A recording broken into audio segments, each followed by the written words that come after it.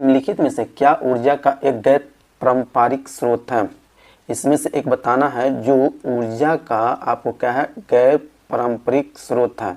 आपका पेट्रोल है कि लकड़ी है कि कोयला है कि पवन है। तो प्राकृतिक में ऊर्जा जो होता है दो रूप में होता है। एक को बोलते हैं हम लोग गैर पारंपरिक, क्या बोलते हैं, गैर पारंपरिक, क्या बोलते हैं, गैर पारंपरिक। और दूसरा को बोलते हैं पारंपरिक, क्या बोलते हैं, पारंपरिक बोलते हैं, क्या बोलते हैं, पारंपरिक बोलते हैं। तो आपका जो होता है कि आपका गैर पारंपरिक किसे कहेंगे? गैर पारंपरिक कहने का मतलब होता है कि प्राकृतिक में वैसी प्रक्रिया, क्या होता है, वैसी एक प्रक्रिया है जिसमें जो होता है किसी वस्तु का क्या कर सकते हैं, नवीकरणीय कर सकते हैं।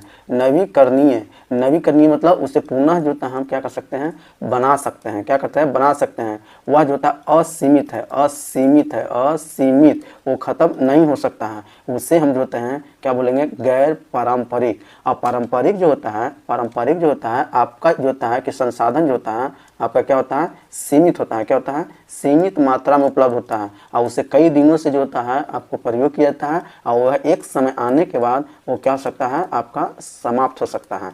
तो जो समाप्त हो जाएगा, जो सीमित संसाधन है उसे हम पारंपरिक बोलेंगे, और जो सीमित संसाधन नहीं है, नवीकरणीय है, जिसे हम बना सकते हैं, उसे गैर पारंपरिक बोलेंगे। तो यहाँ पे देखिए, आपका पेट्रोल बना सकते हैं नहीं, ये एक सीमित संसाधन है, यह सीमित है, ये कुछ दिनों में आपको खत्म हो सकता है। लकड़ी, ये भी आपका एक सीमित संसाधन है, ये भी आपका खत्म हो जाएगा। कोयला भी जो होता है बहुत दिनों के बाद जब पृथ्वी के अंदर तले में बढ़ जाता है तो वो आपका जो होता है क्या बनता है, कोयला बनता है। तो ये भी एक आपका सीमित संसाधन है। लेकिन पवन, जिसको हम लोग क्या बोलते हैं, हवा बोलते हैं, हवा जो होता है आपका नवीकरणीय है, यह एक जो होता है असीमित संसाधन है।